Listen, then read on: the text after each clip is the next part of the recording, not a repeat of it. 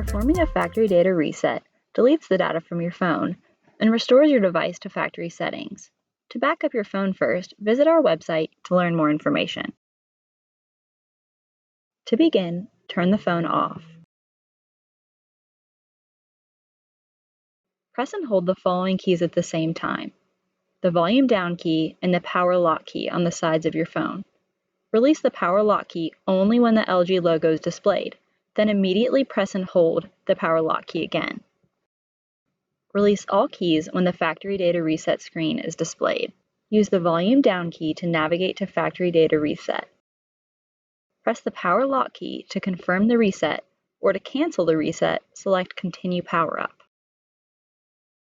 The reset may take a few moments before you see the setup wizard. Once you see the setup wizard, continue setting up your phone.